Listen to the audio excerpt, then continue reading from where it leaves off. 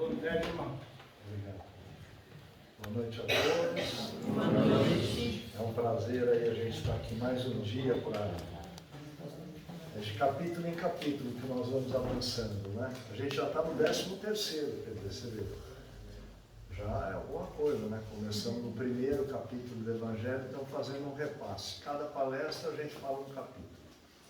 E o de hoje é muito interessante. Tem muito a ver com o que aconteceu aqui no nosso município, na nossa região principalmente, né? Que o título é que a mão esquerda não saiba o que faz a mão direita. E aí ele faz alguns parágrafos, e o primeiro é fazer o bem sem ostentação.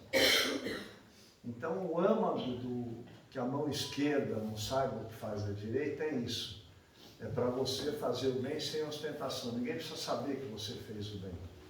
É o que aconteceu aqui, que a gente comentou ainda outro dia. A gente nunca viu tanta solidariedade, né? A gente teve um amparo aí, milhares de pessoas de todos os lugares de São Paulo, de outros bairros, do Brasil inteiro, doaram tudo que a gente pode pensar. Isso é solidariedade, né? Isso é fazer o bem sem ostentação, porque quem mandou não conhecia ninguém que estava aqui, mandou exatamente por solidariedade, né? Porque a gente deve fazer o bem por solidariedade, é isso. Não custa para ninguém você ouvir o outro, entendeu? Você ouvir uma pessoa que às vezes você olhou, vê que a pessoa está meio cabisbaixa, ela pode estar angustiada, alguma coisa, você conversar com ela, ouvir. Às vezes a pessoa escutar a outra pessoa já dá um alívio danado. É uma forma de você tirar da pessoa a angústia, dela poder abrir o coração dela com você, entendeu? É caridade. Isso é caridade também. Caridade não é você dar uma esmola para o outro, não. Essa, inclusive, é que eles menos recomendam. Eles recomendam a caridade e o auxílio mesmo, entendeu? Você auxiliar de alguma forma positiva. E aí ele conta Jesus sempre conta uma parábola, né? Então, onde ele diz aqui, fazer o bem sem ostentação. Guardai-vos, não façais as vossas boas obras diante dos homens, com o fim de serdes vistos por eles. De outra sorte, não tereis a recompensa do vosso Pai, que está nos céus. Quando, pois, dá a esmola, não façais tocar a trombeta diante de ti, como praticam os hipócritas nas sinagogas e nas ruas, para serem honrados dos homens. Em verdade vos digo que eles já receberam a sua recompensa.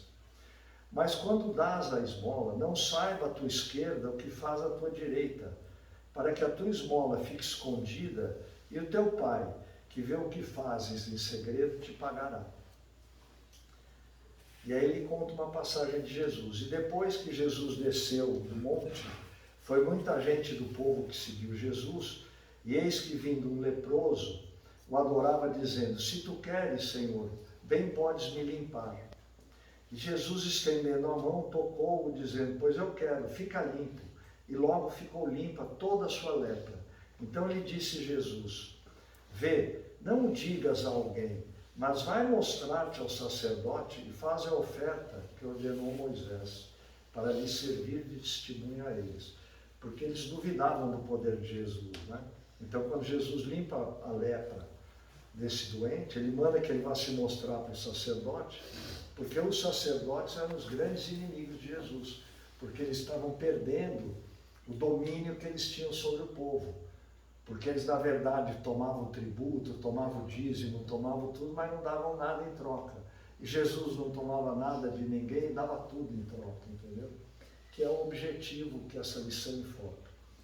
Então ele diz que fazer o bem sem ostentação é um grande mérito, porque as pessoas geralmente quando fazem uma doação, você vai num monte de lugar assim que você vê lá, fulano, ciclano, beltrano, cheio de nome lá.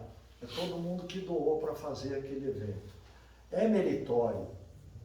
Não é que não perca o mérito da doação, mas você não tem necessidade de doar, porque ele faz um comentário aqui muito interessante, que é o seguinte, você doa, se você apareceu por essa doação, se seu nome ficou gravado lá que você doou, entendeu?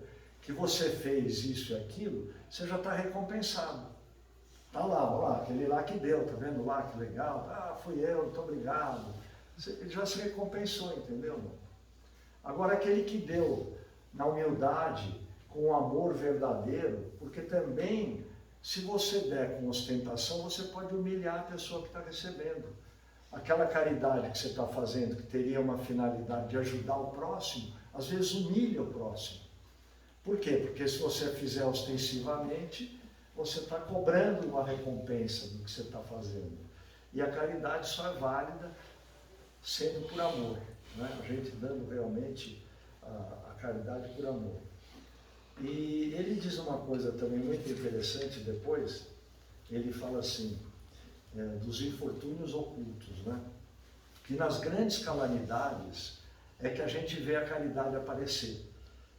Porque muitas vezes você pensa assim, mas eu não tenho oportunidade de ajudar ninguém, eu não vejo ninguém que está precisando, não tem alguém que eu possa chegar lá e fazer uma coisa boa pela pessoa, né? Eu não posso ir num orfanato lá ajudar as crianças, ou num asilo ajudar os velhinhos, né? Então a gente sempre tem uma desculpa para dizer que você não tem a oportunidade de fazer a caridade. Então as calamidades, muitas vezes, elas vêm para provocar essa solidariedade dos irmãos, entendeu? É uma oportunidade da gente poder manifestar, que foi o que aconteceu conosco aqui. A gente jamais imaginava que ia receber tanta coisa, assim, é uma coisa que você nem sabia de onde vinha. Os restaurantes começavam a receber doação de alimento que você não tinha nem onde guardar mais num determinado momento. O tamanho e volume de solidariedade que houve dos moradores aí, dos irmãos que viam a tragédia na televisão. Então, quando ele põe aqui os infortúnios ocultos, é porque é muito fácil você fazer a caridade numa oportunidade dessas, né? Vamos lá, liga na Verde Escola, pega lá o telefone, manda lá R$100, R$200, R$1.000. Teve gente que deu R$1 milhão, né? De 100 mil, deram de todo tamanho, teve gente que doou. Mas é uma coisa que você vê, você não ficou sabendo quem doou, mas chegou lá o dinheiro, ajudou todo mundo, entendeu? Mas ele diz que o infortúnios ocultos é esse que é o mais difícil de você ajudar. Porque muitas vezes a pessoa está necessitada de uma ajuda, está próxima de você, mas por humildade, a pessoa não vai falar assim, estou precisando tanto de uma ajuda, o senhor me dá uma ajuda. É muito difícil a pessoa pedir ajuda, porque vai contra o ser humano, entendeu? Mesmo que ele esteja necessitado, ele tem dificuldade de falar, de pedir ajuda. Então eles chamam infortúnios ocultos, porque cabe àquele que quer ajudar, procurar a oportunidade de ajudar o próximo, entendeu? Está cheia. Se você pensar direitinho, você vê que num dia você andando na rua, você vê um monte de coisas que você poderia, talvez, dar a sua colaboração, né? Você vê criança descalça aí, mas é sol. É sol, é frio. Às vezes não tem agasalho, entendeu? Uma criança às vezes não tem um agasalho. E às vezes você tem em casa tanto agasalho que não tem nem onde guardar, está tudo mofado lá. Quando você vai pegar, você não aguenta nem usar, porque você não usa. Então esses são os infortúnios ocultos. A gente tem que buscar a oportunidade de ajudar o nosso próximo. Vai nas escolas, vocês podem reparar que nas escolas, geralmente nessa época do ano, eles põem uma caixa lá, aceitamos doação. Então esse é você ir buscar a dificuldade onde ela se encontra. Se a escola está pedindo, é porque ela tem lá, uma escola às vezes tem 300, 400 alunos, representam aí centenas de famílias, que às vezes a criança está precisando de um agasalho, está precisando de um tênis, né? Uma camiseta, um shorts. Então a gente tem que procurar às vezes, não custa. É como o nosso bazar aqui, o nosso bazar vive de doação. Mas quantas vezes a gente doou para o bazar? Se a gente se perguntar, você não tem um casaco que você não usa? Você não tem lá uma camisa que você tem lá nas tuas 10 camisas, não tem uma lá que está lá mais de 3, 4 meses que você não veste o desgraçado da camisa, está lá pendurado, você não é capaz de tirar e doar para a caridade, né? Porque a gente é assim, a gente é acumulador. O ser humano, ele não percebe, mas ele quando vai vendo, ele está cheio de tralha. E você, quando tem uma oportunidade de você fazer uma mudança, que você fala assim, agora eu vou mudar tudo, eu vou fazer uma reforma. Aí você começa a tirar coisas e fala, nossa, mas por que eu guardei essas coisas? Às vezes você nem sabe para que você está com aquelas coisas lá. É apego. O homem é acumulador, ele tem dificuldade de se desfazer das coisas que ele vai juntando. E às vezes elas não são necessárias para a gente, para a nossa sobrevivência. Então esse é o infortúnio oculto. É a gente achar uma forma, amorosamente, de você doar e ninguém nem ficar sabendo que você doou. Mas não é você doar e deixar lá a mão aparecendo de propósito, você finge que você está disfarçando para doar e você está doando, estou dando aquilo. Não é isso. É a doação verdadeira de amor, né? Você vai lá na creche, põe na caixa lá o seu donativo, vem aqui, entrega lá no bazar lá as nossas doações, não é? Então é isso aqui. O comentário dessa lição, ele vai o tempo inteiro, cada vez nos cutucando mais, a nos motivar a realmente procurar alguém que precise de ajuda. E aí a gente se pega, mas eu não tenho nada para dar. E daí ele comenta aqui uma coisa, uma passagem bonitinha que eu vou ler para vocês também, que é o óbolo da viúva. E estando Jesus sentado defronte da onde era o gasofilácio é aquele lugar onde eles jogavam a contribuição nas sinagogas, um lugar de jogar o dinheiro que você fazia doação, né? Chama-se gasofilácio. Observava ele de que modo deitava o povo ali o dinheiro. E muitos que eram ricos deitavam a mão larga, davam um monte. E tanto chegando, uma pobre viúva lançou 2 pequenas moedas que importavam R$1. E Jesus, convocando os seus discípulos, lhes disse: na verdade vos digo que quem mais deitou foi esta pobre viúva que todos os outros que deitaram no gasofilácio. Porque todos deram da sua abundância, e ela deu da necessidade dela. Ela que não tinha nem para ela deu o pouquinho que ela tinha. E os outros estavam dando porque estava sobrando. Então, como é importante isso, você vê. Quem deu mais? A viúva. Ele conta depois, ele faz um outro comentário também interessante, que ele diz assim: quando você vai fazer uma festa, vai fazer um jantar, vai fazer um almoço para amigos, né? Para você convidar os pobres e os estrupiados, ele usa essa expressão. Aí você fala assim, mas eu vou convidar aqui os cegos, os mendigos, os coxos, aquele que está na rua lá jogado, sem teto. Isso é uma coisa um pouco grosseira, mas Jesus usava essas coisas chocantes para você falar assim, mas eu vou convidar os pobres e os estrupiados para vir na minha casa, eu vou convidar meu amigo. Ele quer que você convide uma pessoa que não possa te retribuir o convite. Porque se você convidar um teu igual, o que ele vai fazer? Ele vai falar, semana que vem, daí você vem na minha casa, lá vem comer lá um almoço comigo também, vou fazer lá uma berinjela, vou fazer lá uma comida, não é? Imediatamente, o ser humano, ele vai no lugar, ele já quer devolver a gentileza, né? Então, para você fazer no sentido de que não seja uma coisa que você está cobrando essa gentileza, ele recomenda o quê? Que você pode convidar, às vezes, aquele parente que está esquecido teu, sabe aquele amigo que você não vê há um tempão, que ele ficou meio sumiu do teu convívio, e está às vezes precisando de um convite para se sentir convidado, para se sentir distinguido com esse convite, não é? Porque às vezes é tão importante você convidar uma pessoa para vir, vem lá em casa lá almoçar comigo.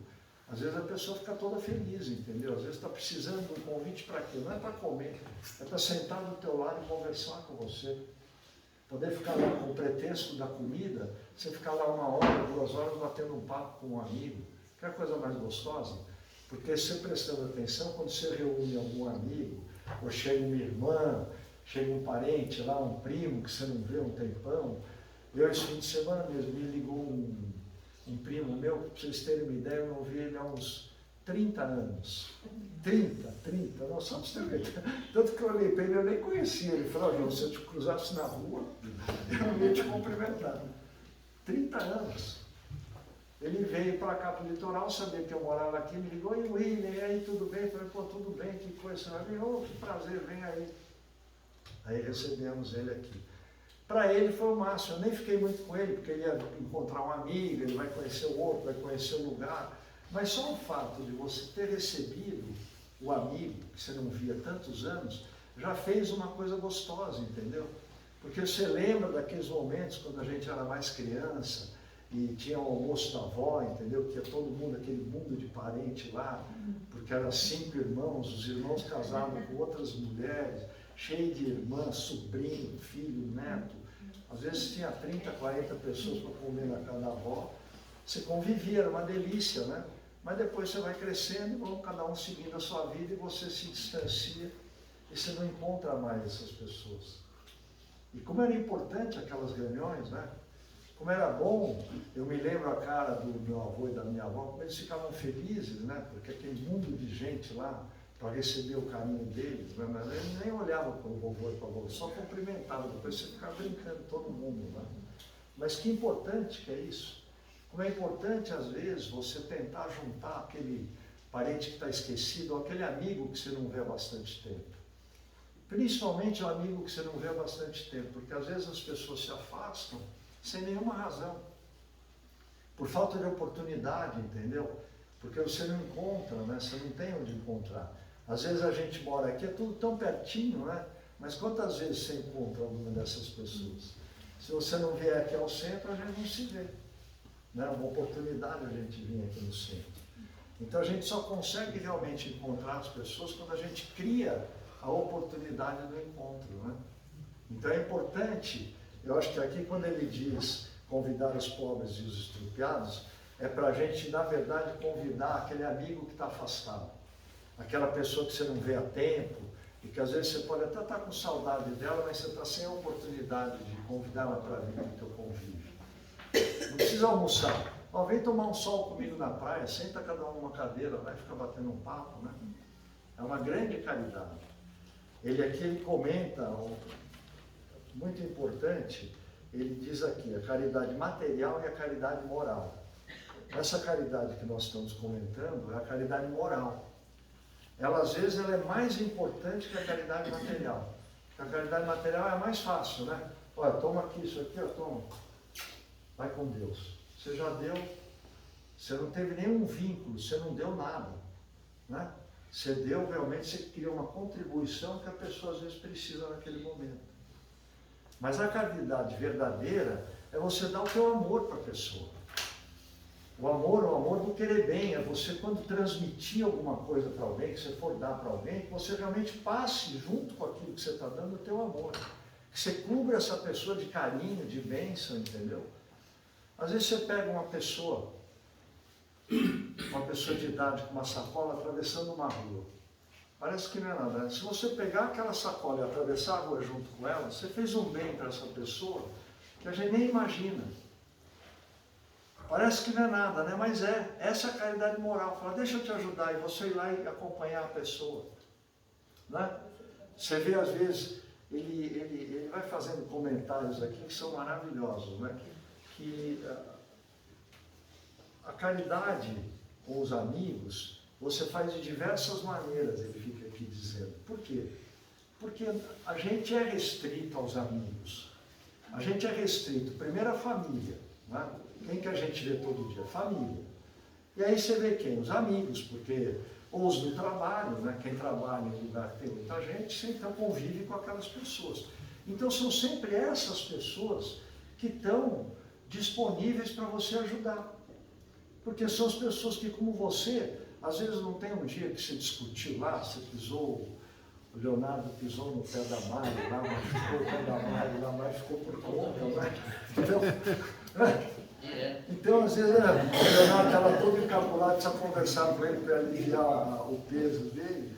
Então, às vezes, é importante você chegar na pessoa e conseguir criar a abertura para a pessoa se manifestar, entendeu? Para você conseguir conversar com a pessoa, né? Tem coisa mais gostosa, às vezes, você precisar conversar com alguém, chegou um cara, senta do teu lado, você nem tem muita intimidade, mas você pega e comenta, você fala o que aconteceu isso, aconteceu aquilo. A pessoa te dá uma luz, às vezes, entendeu? É a caridade moral. É a mais fácil. Todo mundo pode dar, né? Porque todo mundo diz assim. Ele faz um comentário aqui interessantíssimo, né? E chega uma hora que ele diz assim, da beneficência. Ele diz que todo mundo da beneficência é aquele assim, não, eu joguei na loteria hoje. Ah, mas quando você joga, você fala assim, se eu ganhar, você vai entrevistar a pessoa, e se você ganhar, o que você vai? Ah, eu vou ajudar os pobres, eu vou fazer a caridade, eu vou dar a maior parte disso aqui, eu vou dar tudo para os outros. O cara está barganhando com Deus, ele pesquisa, ele está chantageando. Não, eu vou dar tudo para a caridade, eu vou fazer.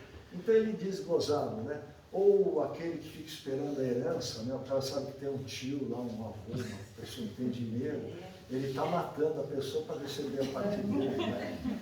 Fica só de olho lá, uma coisa.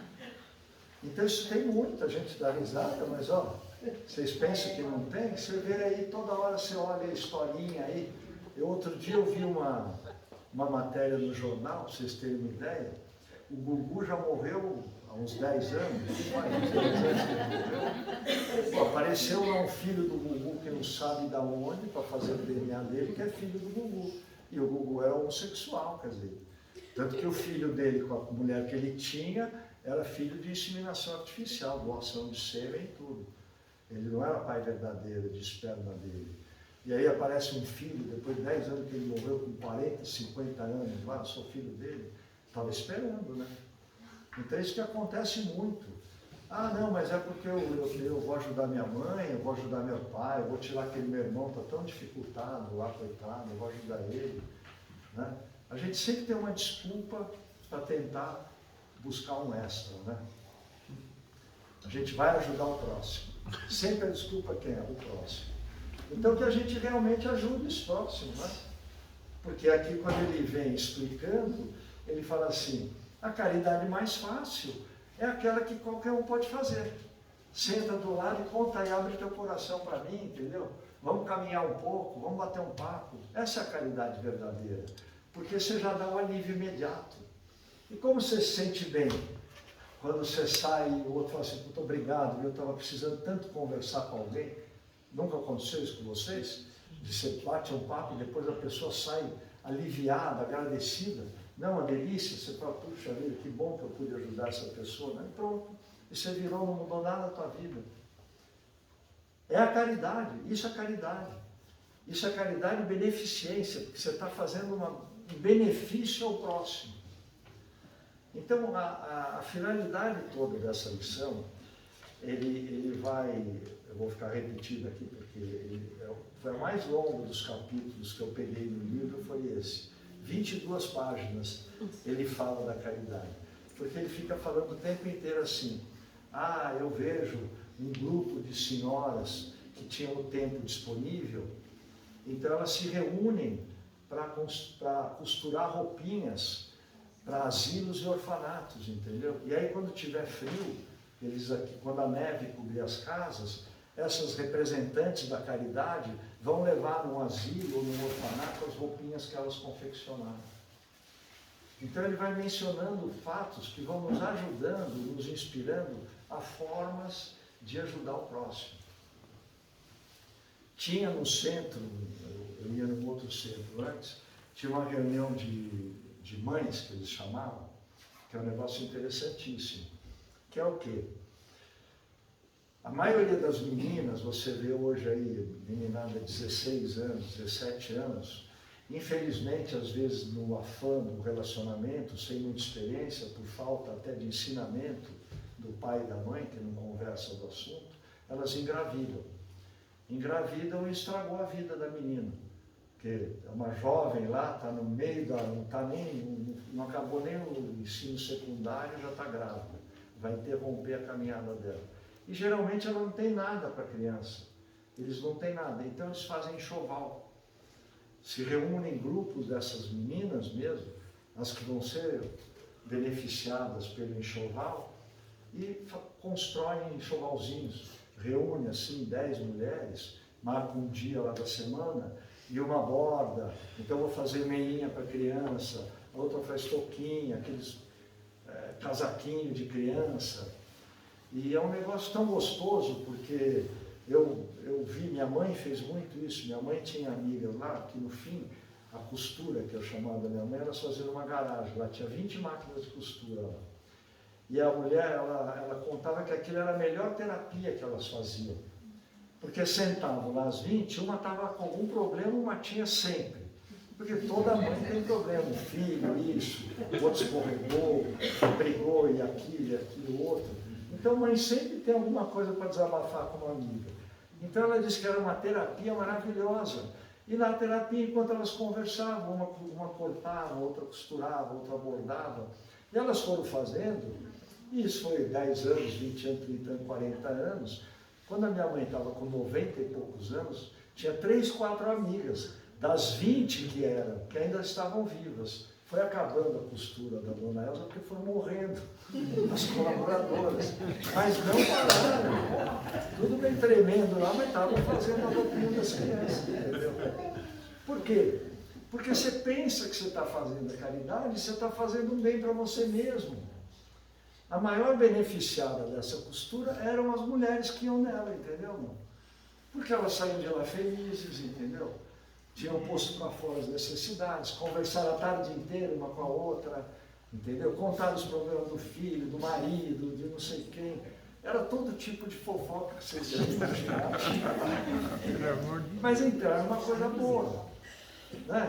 Por que a gente não inventa isso? Né? Por que não inventa esse grupo? É uma coisa que é facinha de você reunir e que pode dar bons frutos. Né? É uma coisa que pode dar bons frutos. São sugestões. Ele fala aqui, não sou eu que estou falando. Eu estou contando da minha mãe, porque ela deve ter lido o Evangelho quando ela era mocinha, né? E como ela não trabalhava fora, ela falou, eu tenho condições de trabalhar em casa. E aí chamou as amigas, que tinham essa condição também, e elas se reuniam lá e fizeram isso até morrer. E qual era a maior diversão? Quando chegava no fim de um período, aí 3 meses, 4 meses, estava cheio de roupa lá, punha numa Kombi lá, ia toda a mulherada entregar num asilo ou num orfanato. Aí elas voltavam, parecia tudo anjinho voando. Porque elas voltavam tão leves, entendeu? Porque você viu o fruto daquele teu empenho, você distribuir lá, você chegar lá para um coitado que está lá largado, num canto abandonado às vezes, não tem ninguém lá nem para trocar a roupa dele, todo mijado, todo infeliz mesmo. Que a verdade é essa. E aí chegam as pessoas, chegam as pessoas lá e ajudam, entendeu? Vem uma ajuda que você não está imaginando, quer dizer, é uma beleza. E a mesma coisa para criança, para você vai num orfanato. Eu duvido quem não vai ao orfanato que não sai lá, que não sai chorando. Porque você vê lá aquele mundo de crianças que não pediu para nascer e que a mãe já nem nasceu, já jogou para o canto. Então, custa às vezes você ir lá e fazer uma visita? Não custa mesmo, é uma coisa fácil. Está cheio de creche aqui, a gente tem um monte de creche, em cada bairro tem uma creche. Às vezes passa lá, dá uma passada lá um dia, você chega na creche, a mulher sempre está precisando de alguma coisa. Sempre ela vai falar, posso ajudar com alguma coisa? Ela vai falar, posso. Ela tem igual essa uma lista aí. Está faltando isso, está faltando aquilo, entendeu? Então sempre a gente pode ajudar. O objetivo disso aqui é que a gente nunca deixe de ajudar, porque fala assim, eu não posso. Eu não tenho nada, eu não posso. E aí ele ainda conta uma historinha aqui, muito interessante. 2 homens estavam para morrer. E aí, Deus antes, na vida deles, Deus chamou os 2, falou assim, olha, vou pegar vocês 2, tudo que vocês fizerem de benefício, nós vamos pôr num saco. E quando vocês morrerem, nós vamos trazer o saco aqui para ver se vocês doaram bastante ao próximo. Né? E aí chegou o dia dos 2, os 2 morreram, chegaram lá na frente de Jesus e falaram assim, bom, traz o saco das doações dos 2. Aí veio um saco gordo lá, retinindo de moeda, cheio de moeda. E veio um outro saco fininho, tinha 2, 3 moedinhas lá dentro, roto o paninho do saco lá. E aí os 2 que estavam lá falaram, mas esse sacão aqui é o meu, eu reconheço ele. Eu fui um homem muito rico, eu doei muito, eu dei muito. Eu sempre doei quando eu podia, olha, tá aí, olha a quantidade que eu doei. E eles falaram, tá bom, muito bem. Bota o prato dele na balança aí, vamos pesar a doação dele. Ele pegou o saco do outro, falou assim, não, esse aqui é o meu mesmo, eu não tinha nada. Eu fui um homem muito pobre, tive muita dificuldade de criar minha família, sustentar meus filhos. E eu realmente não podia dar, mas assim que às vezes eu tinha uma disponibilidade, eu ia lá e dava. Ele dava a moedinha dele. Aí Jesus bota na balança os 2 sacos, o saco cheio fica leve, e o saco que não tinha nada ficou pesado, jogou o outro saco para o alto. E aí Jesus fala, eu vou considerar as tuas doações, porque você realmente doou para muita gente, mas você doou do teu supérfluo. Você doou para mostrar que você era mão aberta, que você doava mesmo, que você tinha muito, não te fazia falta. Então você doava, você ia dando, porque não te fazia falta nenhuma. Mas você não doou nunca com amor, você nunca sentiu essa doação que você deu. Mas nós vamos considerar a sua doação. Pode ir que você tem o teu lugarzinho no céu. E aí pegou outro. Mas você que tirou o sustento do teu filho, você deixou de comprar um leite lá para o teu filho para ajudar um que estava precisando, você sim fez a verdadeira caridade. Vem que você tem o teu lugar reservado no reino dos céus. Então o que ele quis mostrar com isso? Que não é quantidade, nem valor material. É realmente, vem do fundo do coração a doação, entendeu? Quando você se dispõe a fazer uma ajuda, prestar uma ajuda para alguém, vai lá e faz mesmo, dá aquela ajuda. Faz aquela ajuda com carinho, entendeu? Faz a pessoa se sentir grata pelaquela ajuda que você está dando. Ele faz um comentário aqui, depois ele diz da piedade. A piedade é muito triste, porque a piedade é você dar, porque você vê cada absurdo, às vezes, que você tem que ajudar, você não consegue, você até tira um casaco para dar para um lá que não tem. Né? Aí é piedade, porque você fica com tamanha pena do teu semelhante, que você então às vezes faz um sacrifício, uma loucura para ajudar aquele semelhante, pela piedade. Por quê? Porque como nós somos irmãos, todos nós, a gente tem um carinho pelo nosso próximo. Pode ser uma pessoa que você nunca conheceu, mas se você vê ela numa situação de dificuldade, que ela caiu, se machucou, ou que ela foi assaltada, alguma coisa que você pode ajudar, imediatamente você vai lá ajudar. Você vai levantar a pessoa, você vai tentar agasalhar. O cara estava no supermercado, lá estava passando fome, você entra no supermercado, você comprar um pãozinho, um queijo para poder dar para o camarada, você não gastou nem R$5. Todo mundo pode dar, entendeu? E às vezes aquilo é importante para a pessoa que recebe. Então ele fica mostrando que a piedade é você realmente se comover do teu próximo, porque é um teu irmão. É teu irmão, não nasceu dessa vez da mesma mãe, mas ele está aí jornadeando com você no mundo. Todos nós somos irmãos. Jesus não disse que nós somos todos filhos do mesmo Pai? É por isso que a gente ama um ao outro. É por isso que existe a solidariedade, entendeu? É isso. Então, ele diz aqui numa coisa interessante que acontece muito, que ele diz dos órfãos, que eu já falei, que existem os órfãos para que tenham aqueles que queiram adotar as crianças órfãos, entendeu? Porque às vezes está cheio de gente querendo ter filho que não pode, e você se acomoda e fala assim, minha mulher não posso ter filho, minha mulher não pode ter filho, e você deixa para lá, e você está louco para ter uma criança. Pô, vai lá num lugar desses aí que tem criança para adoção e adota uma lá. Existem os órfãos para que venham os pais adotivos, entendeu? É uma coisa super legal. Não custa nada, entendeu? Você fazer uma doação de amor dessa, né? E aí ele diz aqui, já no encerramento da lição, o que a gente vai pensar das pessoas que param de fazer a caridade porque eles fizeram a caridade e a pessoa não agradeceu. Mas eu dei tanto, eu te dei um monte de coisa, você nunca me agradeceu. Eu não dei nada, porque eu sou um sem vergonha. Eu estou dando pensando no teu agradecimento. Então eu não estou dando, eu estou negociando com você, eu estou barganhando. Vou te dar isso aqui, mas está me devendo, hein? E aí você fala, você não me agradeceu? Eu não vou fazer mais a caridade. Isso é um egoísta grande, entendeu? O mais egoísta é aquele que só dá para receber o agradecimento daquele que ele está ajudando. Porque tem pessoa que faz para exatamente ter esse agradecimento.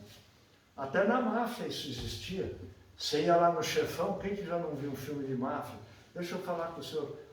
Meu mestre e tal, preciso de uma ajuda. Ele ajudava lá. Você está me devendo, hein? Está me devendo. Ele ia cobrar do cara depois. o quê? Não era o dinheiro, mas ele ia cobrar algum favor. Agora você precisa fazer isso aqui para mim porque eu te ajudei naquele dia. Essa é caridade? Né? Então quer dizer que então não me agradeceu, você não me ajoelhou, não me beijou a mão, não vou te dar mais? Então é para a gente pensar muito nisso, que quando a gente tem a oportunidade de fazer a caridade, que realmente ela acontece milhares de vezes, se a gente pensar em situações até que você não esperava, que a gente tem que estar sempre aberto para fazer a caridade. Estar aberto para fazer a caridade é abrir o coração para ajudar o próximo. Se aparecer a oportunidade, não deixar passar. Entendeu? Não deixar passar mesmo. Você está indo para casa aqui com a coxinha gostosa, lá você encontra lá um coitado que é morador de rua, dá para ele a tua coxinha gostosa, porque você vai voltar aqui, tem outra depois, entendeu? Mas aquele coitado que você encontra, às vezes ele está lá com uma fome danada e não comeu nada. Então são essas oportunidades da caridade que a gente não pode deixar passar. A gente sempre está procurando uma maneira de fazer o bem ao próximo. Lembrando que Jesus, quando deixou só 2 mandamentos para que a gente seguisse, um era amar a Deus. Esse é indiscutível porque é o nosso Pai Criador. E o segundo, fazer para o próximo o que gostaria que o próximo fizesse para você, que é a caridade. É isso aí, meus irmãos. Muito obrigado.